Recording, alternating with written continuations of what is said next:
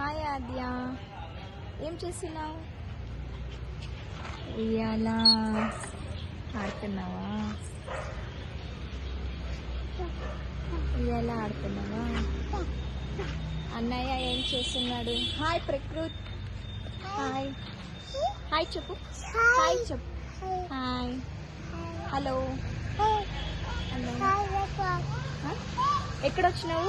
Park వచ్చినావా? చెప్పు. Park పప్పతో వచ్చినావా పార్క్కి? ఓకే, నువ్వు ఆడ ఉయ్యాల ఆడుకో, అది చూద్దాం ఎలా ఆడతావు. ఆడు, అదే నువ్వు ఆడాలి. ఆడు.